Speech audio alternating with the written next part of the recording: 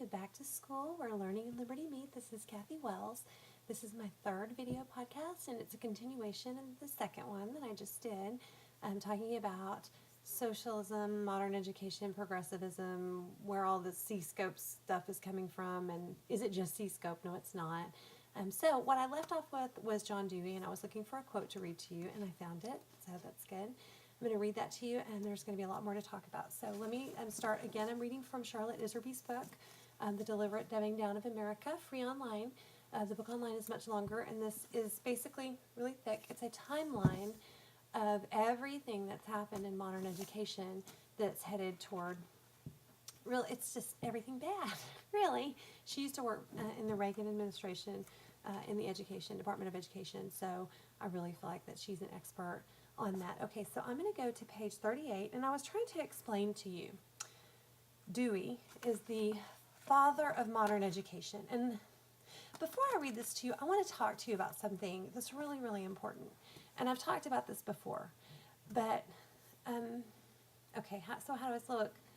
Any person that's been trained to be a teacher or a doctor or whatever has essentially gone to a school and learned what was taught there, and then that's what they go with. Most people do not question or say, now wait a minute, is that the only story? Are there other stories? And so in reference to teaching, now listen, I've been a teacher, I am a teacher, teachers have wonderful hearts. Most people get into teaching because they love, love, love, love kids. And praise God for them, that's awesome. But that doesn't mean that they necessarily know anything except what was taught to them in school. And I have best friends who are teachers. I mean, I know what I'm talking about. You know, like when I tell parents that most teachers who train for elementary education or early childhood, as a matter of fact, I'm going to say pretty much 100% of teachers are not taught how to teach a child to read. And so you as a parent would assume, I'm going to send my kid to a public school, and the teacher is clearly going to have been trained in phonics instruction and spelling rules, and she's going to know those things. No. And the other thing that teachers are not taught, as far as I understand and know from all my friends who are teachers, and I have a lot of them, and have a lot of homeschooling friends who are teachers, were public school teachers, and pulled their kids out because they started realizing all the stuff I'm telling you about. But the thing I was going to say is that they are not trained in the history of education. They don't know any of the stuff that I'm telling you. They hear all about John Dewey and how great he was and how he's the father of modern education, and they don't understand what I'm about to read to you. And I'm going to read to you right now from a dissertation by Randall Hart, pardon me, that he did on classical education. I'm going to read you what he wrote about modern progressivist education. He said, prospective teachers in our universities were being taught that the old-fashioned education was rigid, subject-centered, and authoritarian, while modern education was flexible, child-centered, democratic, and progressive. Doesn't that sound neat? It does sound neat. A lot of times you have to listen to words and find out what they really mean because words sound so good. Like, for instance, in modern schools, when they talk about higher order thinking skills, you think, that sounds great. I want my kids to have good thinking skills. It is not what you're thinking of when you're thinking of thinking skills. And even if it were, it's totally out of order as far as the development of the brain. And maybe I'll have time to talk about that, maybe not. Okay, so let's see. Progressive educators rejected the belief that schools existed to improve intellectual functioning through the use of books and the traditional subjects such as history, English, science, and math. So y'all, if you think that schools exist to teach kids those subjects like reading, writing, and arithmetic, you're wrong. Which is probably what you're thinking when you send them to school. They called for schools that used experiences and projects instead of reading assignments, which as a methodology was too passive.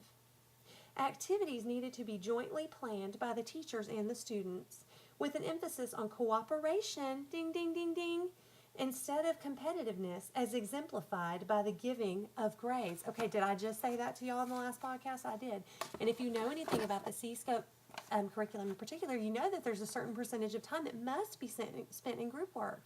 And the reason why is because there's an ideology behind it.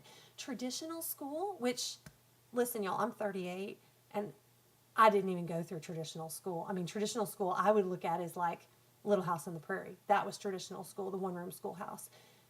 Okay, but what we went through is not anything. I mean, this stuff was just starting to be implemented. But how it is now, like parents think that school now is like it was when we were in school, and it's not. And they think it must be better, and it's not. Y'all, I'm just going to get into some more stuff here. Okay, so what I wanted to read to you was what John Dewey wrote in the Secular Humanism in the Schools. Okay, the issue whose time has come. Okay, this is what he wrote. This is his quote, right?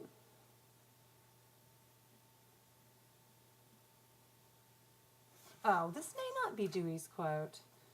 That was kind of confusing, but I'm going to read this anyway because I'm sure Dewey would have agreed with it because he wrote the Humanist Manifesto. Okay, yeah, okay.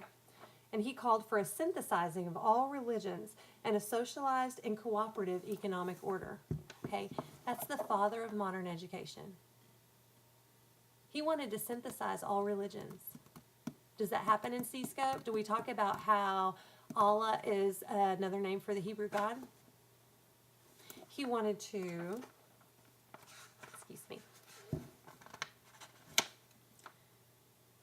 socialize, and he wanted a synthesizing of all religions and a socialized and cooperative economic order. This is not about educating your kids. This is not about making your kids smarter. It's about two things. It's about getting them the right job, which means whatever the government needs them to be in, and it's about socialism. That's what it's about. But anyway, I want to read you this quote from this little article out of the Humanist publication, Humanism in Schools. The basis of humanist belief is that there is no almighty God, the creator and sustainer of life.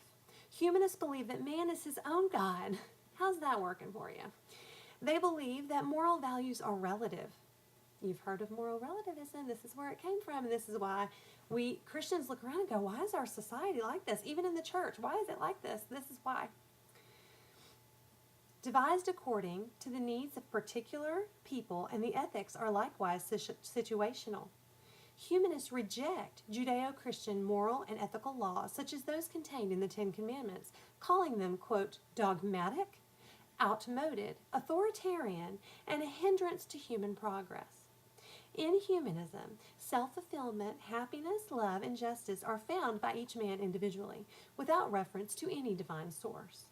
In the Judeo-Christian ethic, there is and can be no real self-fulfillment, happiness, love, or justice on earth that can be found, which does not ultimately issue from Almighty God, the Creator and Sustainer. I think that's pretty accurate. And it goes on and talks about how they're just, see, the thing is you have these values in your home, and you wonder why your kids come out of school and they don't have them. It's because the people who designed education 100 years ago, they're still designing education today. And this is the slant. It is about all kind of religions are all the same, and there's no absolute value. There's no absolute truth. Instead of teaching abstinence education, we're going to teach to use a condom. So I'm just trying to help y'all connect the dots. Okay, these curriculums don't come out of nowhere. Ideas matter. I tell parents this again and again and again. Ideas matter. They matter, matter, matter. These ideas that secular humanists and socialists have, they matter. And I'll tell you too, I don't have the exact quote right now, but there was a deliberate plan to come in and take over our educational system by socialism. I know it sounds crazy, I know it sounds conspiratorial, but it's true. And I've got the documentation, and maybe in my next, I think it's in the John Taylor Gatto book where he goes over it. And in my next podcast, maybe I did it again. Sorry. I'll go over that with y'all. Okay, so how did the ideas of Wundt and Rousseau and John Dewey get into public school in the first place? Because you can be like a philosopher who has some ideas, but so what? How are you going to get that in public school? Well, the first thing you have to understand is that there was no Department of Education up until about, I think, Nixon, was it 79? I think so. There was no Department of, federal government is not supposed to be involved in education at all, right? or much of anything else. But anyway, so Rockefeller, you remember him? John D. Rockefeller, big tycoon, Carnegie, Swift, Ford, all those guys put a whole lot of money. They're our American philanthropists. They were supposed to be do-gooders. They put a whole lot of money into the education system through John Dewey and other people. Oh gosh, y'all, there's so much behind this. If you really, really want to understand the specifics of this, read the Leipzig Connection. It's a very short book and it's free online. It details absolutely everything that happened. How Rockefeller used a Baptist pastor named Gates to start giving money to the public schools. It talks about Flexner and how he shut down so many of the medical schools. I mean, y'all, history is so important. And history has been deliberately taken out of our schools. It's taught in a way, I mean, I can't even call it history. It's ridiculous.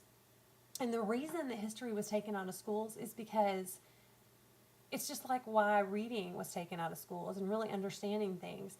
It's because once you can get people to not understand history, you can do anything you want with them because they don't know the difference. Just one example, and not to get too political, right now we have a lot of gun control issues going on in America, and most people don't know that that's one of the first things Hitler did. Or that's what the Russian Revolution did, Stalin did to the Russians. I mean, this is just what happens. When you're trying to take over a nation, you take guns. And that's just to say that if people knew history, they would be up in arms about it. Like everybody would be. But you have so many people saying, oh, we don't need that. That's just old. We just don't need guns anymore. And they don't understand history. And sometimes if you try to point it out, they don't want to hear it anyway. But so if you're not a history buff, become one. And don't just read your mainline history. Read stuff like these books that tells you the real story behind the story. Okay, let's go on. Let's see. I could talk about eugenics, but I'm not gonna. If you've never looked at eugenics and abortion and Margaret Sanger, you should look that up because it all ties in. Evolution, Darwinism, all this stuff was coming together at the same time. And it was all working to the same end, which is to dehumanize humans. That's really where we're headed. And that's really what all of this is about. That's why CSCOPE and every other curriculum that's like it is dehumanizing. That was the intention. It was the intention to take away the divinity of man and to take away truth, beauty, and virtue and to just be very pragmatic and see everything as sort of, I don't know if that's true because I can't experience it. And if you want to know more about that, you can read the very difficult book C.S. Lewis wrote called The Abolition of Man. It's a good book. Okay, so we have Rockefeller and Swift and Carnegie and all these guys giving money to education like crazy. Where did I talk about that? Y'all, there's so much to talk about. Okay, now this is the funny thing. John Dewey, Rockefeller gave money to Columbia University, which is in New York, which I think is where our sitting president went, if I'm not mistaken. Barry, whatever his name is. So he gave all this money to start this experimental school. It's called the Lincoln School. It's in New York, right down the street from Columbia University. And this is where all this great behavioral psychology and humanism was going to, culminate into this beautiful educational system. Well, so Rockefeller sends his kids there, and one of his sons comes out saying, I can't even read or write. Like, it was a complete failure. It was a complete nightmare, and that's in the Leipzig Connection. That's in that book. It talks about that. It was just a total failure. And so what they did, because they developed this system that really didn't work, and it was awful, and it lost money, and it was a complete disaster, is they exported it to the rest of the schools in the country. Isn't that cool? So, what you do is you get a system that is totally awful and doesn't educate kids, and then you decide to start exporting it. And how they did that was, they were touting it as the latest and greatest. And the American educational system was not broken before this. We had, the smartest people on the planet. We had a great educational system. But they did the same thing that they do today. It's called the Hegelian dialect. They make a problem, and then they solve it for you, which is really handy since there was no problem to start with. So they created this problem, the education system. We need to fix it. We've got a solution. And so they and Rockefeller was a cajillionaire or whatever. He had tons of money, and he was dumping all this money into it. So what they did is they had teachers from all over the country come and get trained at the school so they could implement this stuff back where they were. Well, never mind the fact that it didn't work. It went out all over the country. And it stuck. And you're talking about at this point like the 1920s. And see, stuff doesn't happen like that overnight. Like, you don't get to CSCOPE overnight. Like, if you try to introduce CSCOPE in the Little House on the Prairie times, you would have been run out of town on a rail. It's like the frog in the water pot. You know, you turn up the heat a little bit, and that's where we're at. I hope this is the culmination. I hope it's not going to get any worse. But this is 100 or 200 years worth of thought infiltrating public schools, infiltrating. It's getting worse and worse and worse. I don't know if you've ever heard about the Overton window, but that's how we move from being really morally strict to being really morally loose, is you just move it like this, just a little bit at a time, every generation. You move it just a little bit. So there's not ever a big difference between here and here, but there's a huge difference between here, there, and here. There's a huge difference. So, and that's the Overton window theory. You can look that up. I think, what's his face? Glenn Beck talked about it one time. He has a book on it or a video or something. Not a huge Glenn Beck fan, but he's got some good stuff. Okay. Skinner and Kinsey. Okay, they were more behavioral psychologists. If you've ever studied psychology, you've probably heard of them. I want to get centered on my screen. Sorry about that. Okay. Bloom's taxonomy. Let's talk about that for a minute. Oh, Mr. Benjamin Bloom. Now, if your kid has ever used rubrics in school, or if you've ever seen anything like that, that's all based on Bloom's taxonomy.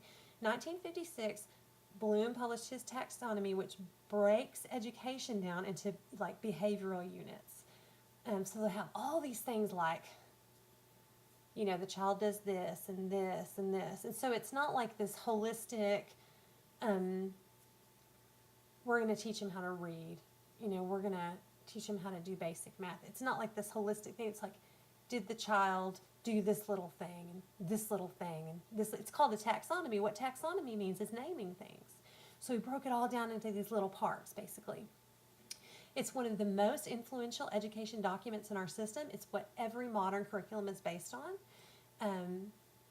He broke down man, human beings, our thought process, into units of behavior. And it's universally used in schools now. And I'm supposed to read you a quote from this book, Charlotte Iserby's book, on page 45. So I'm going to do that. Okay. Ooh, that talked about Skinner. So let's talk about Bloom. Bloom said in the taxonomy book that the philosopher, this is a quote, as well as the behavioral scientist, must find ways of determining what changes or values are desirable and perhaps what changes are necessary. He stated that for schools to attempt to change values is a virtual Pandora's box. Now, what we're talking about here is Bloom and Skinner and Dewey, they wanted to change values. Your child comes into a school as a Christian, and that's not really good for the group, because you may have a Muslim or a Jewish child or a Hindu child in the group, and they need to be more worldly than that. They need to be a little bit more universal in their thinking. They need their values changed. So this little child may come in thinking Jesus is the way, the truth, and the life, because that's what they've heard at home and in school. And they may have heard something like, no man comes to the Father except through me. And they believe that. But that's not okay, because that's exclusionary. So we need to change values. That's the point of modern education, is to change values.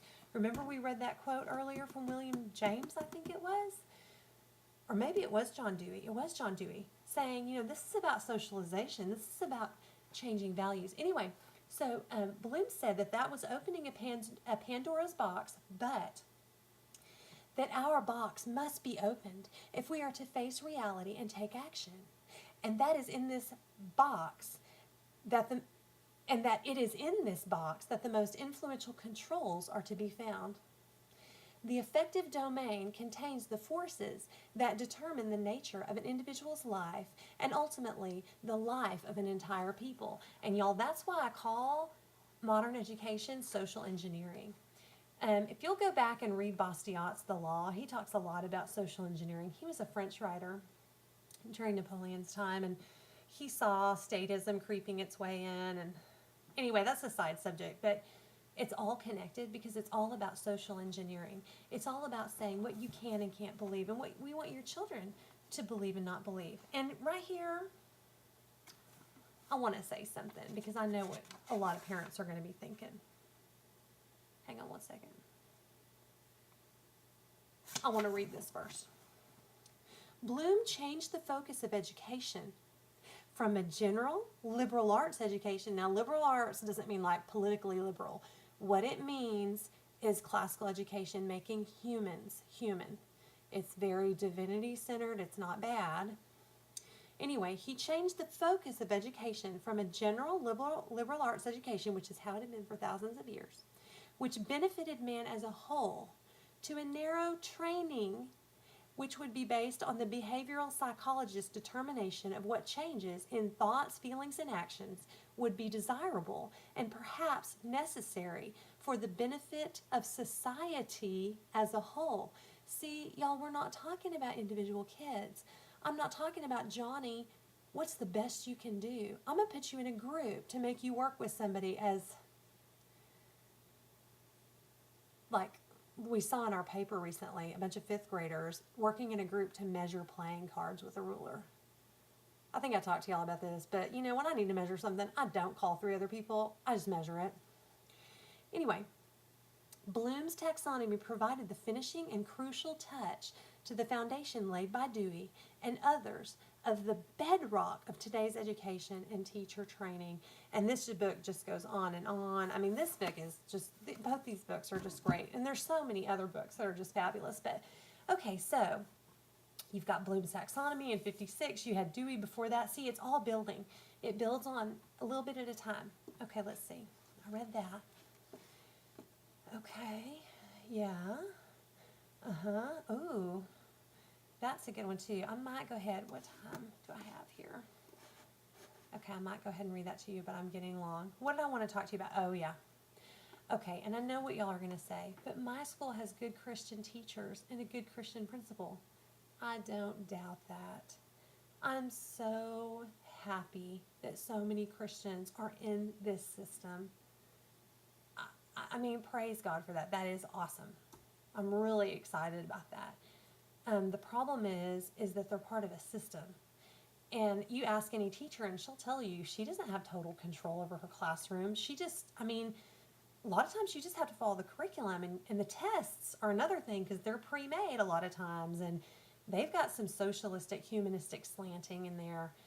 And so I don't want to in any way say that teachers don't love kids or they don't love God or anything like that. But we have to look at the fact that our kids are coming out of school not with the values that were in the home. And now we've seen a couple of generations of this, and we see a lot of grandmas raising kids who are wondering what happened here to these kids because grandma had faith and the parents didn't, and now the grandkids don't. And we wonder how this is going on, and this is how it's going on. And I'm going to say that even things such as just having children work in groups in some manner, because it's part of this greater system, is dehumanizing and leads to loss of absolute values that they learn at home. And I think, honestly, I think this is going on in some churches. I think it's a society-wide thing. It's not just this one thing or this one curriculum. However, because our educational system is the training ground for the next generation, to me, it's the only thing to focus on. Because unless you can change this, I mean, you're not going to be able to change anything else. Okay. Oh, yeah, I wanted to read one more thing. Let's see. This is, nope, that's not it. Where's the other one? Oh, right here. Okay, this is from a book called Alexander Ingalls' Principles of Secondary Education. And this was written in 1918. And he was an educational revolutionary. Okay, and this is what he says. He breaks down the purpose of modern schooling into 6 basic functions. And you see if you recognize any of this from CSCOPE or anything else. Number 1, the adjustive or adaptive function. Schools are to establish fixed habits of reaction to authority. This, of course, now this is commentary, okay? Well, I just read you the purpose, but I'm reading commentary by John Taylor Gatto. This, of course, precludes critical judgment completely. It also pretty much destroys the idea that useful or interesting material should be taught, because you can't test for reflexive obedience until you know whether you can make kids learn and do foolish and boring things. Okay, that was commentary on the rule, or on the purpose. Number 2, the integrating function. This might well be called the conformity function, because its intention is to make children as alike as possible. Again, that's from the Prussian system. People who conform are predictable, and this is of great use to those who wish to harness and manipulate a large labor force. Number 3, the diagnostic and directive function. School is meant to determine each student's proper social role. This is done by logging evidence mathematically and anecdotally on records, cumulative records, as in your permanent record, and yes, you do have one. Number 4, the differentiating function. Once their social role has been diagnosed, children are to be sorted by role and trained only so far as their destination in the social machine merits, and not one step further. So much for making kids their personal best. Number 5, the selective function. This refers not to human choice at all, but to Darwin's theory of natural selection as applied to what he called the favored races. In short, the idea is to help things along by consciously attempting to improve the breeding stock. This is about eugenics, which you'll have to look up later, because I don't have time to do it now. And number 6, the propedeutic function. The societal system implied by these rules will require an elite group of caretakers. Remember Academia and Schulen? To that end, a small fraction of the kids will quietly be taught how to manage this continuing project, how to watch over and control a population deliberately dumbed down and declawed or disarmed in order that government might proceed unchallenged and corporations might never want for obedient labor. And that is from John Taylor Gatto's essay that's free online called Why Public Education Cripples Our Kids. Okay, so I think I'm just about out of time. Almost. Well, let me talk to you just for, because I have like 4 more minutes. Let me just see if there's anything else on here that I need to talk about. This is a good summation. I did this for my last speech. Okay, here is a summation of classical education. Now, traditional education is different from classical, but hey, if we could go back to traditional, I'm fine with that. I would actually be better if we just went back 20 or 30 years. It'd be fine. I mean, I'd still want more changes, but that'd be better. Okay, truth, beauty, virtue, and the nature of things, a priori knowledge, intelligent ordered design, a deity, teacher-led, values-centered, and integrated. That's a summation of classical education and to some extent traditional education. Here's a quote from Socrates. The object of education is to teach us to love what is beautiful. Okay, here's a summation of modern or progressive education. Practical knowledge, child-led, no moral emphasis. Values are relative. There's no absolute truth. There's no a priori knowledge, which means knowledge that exists outside of us. There's a chaotic universe. There's no designer or God. There's no order. Everything is man-centered and segregated. And oh, I forgot to talk about the UN and UNESCO. Let me read you a quote from their booklet, their 5th booklet. And UNESCO is the education division of the UN. The kindergarten or infant school has a significant part to play in the child's education. Not only can it correct many of the errors of home training, but it can also prepare the child for membership at about the age of 7 in a group of his own age and habits, the first of many social identifications that he must achieve on his way to membership in the world society. Okay, you know we're affiliated with the UN and UNESCO. You know that. And you know that we sign on to these things. And so when it talks about a world society, it's not talking about the United States. That's nationalism. That's bad. It's talking about being part of a world society. Okay, now here's a quote from Bertrand Russell, who is a well-known social engineer. I think he was in the 20s. Quote, education should aim at destroying free will, so that after pupils are thus schooled, they will be incapable through the rest of their lives of thinking or acting otherwise than as their schoolmaster would have wished. Influences of the home are obstructive, and in order to condition students... Oh, I left out the rest of that sentence. We're just going to take it out, and I'm going to put an ellipsis right there, which is a ... Okay, so that is progressive and modern education. It's anti-family, it's anti-religion, it's anti-absolute values, it's anti-individual performance, it's anti-actually thinking, and that is why, and I told you at the end of the last podcast, please think about Little House on the Prairie. Please go look up a McGuffey reader, an old McGuffey reader from the 5th or 6th grade that was used in the 1800s, and see if you think our kids are smarter than that or dumber than that. And then as you start listening to politicians talk about better education and more money for education, just start shaking your head and realize that the people that have billed themselves as experts to you are not experts. All they've done is taken us from where we had like a 99% literacy rating with no public school. I don't even know what the rates are now. They're awful. I mean, you've got high school seniors that don't know what continent they... Listen, I went with school to a girl who didn't know what continent she lived on. You're talking about people who can't find their state capital. It befuddles a lot of people how the tests are supposed to be getting harder. See, and then the curriculum is supposed to be matching the tests. We've got it all wrong. Harder tests, quote, and harder curriculums are not the problem. We need to go backwards. Curriculum doesn't have to be difficult to make kids know something. It's the underpinnings of the whole thing that are wrong, which maybe I'll do another podcast and talk about that. Maybe I'll change my shirt so it looks like I'm doing it on a different day, but I'm not really. Anyway, okay, that's all for now. Hope you enjoyed it, and I will talk to you next time. Oh, don't forget to check out my podcast. It's called Back to School, and you can find it on iTunes, or you can go to backtoschool.podomatic.com, and that'll give you a lot more insight into everything that I'm talking about. I know I'm going really fast, but anyway, talk to you next time. Thanks. Bye.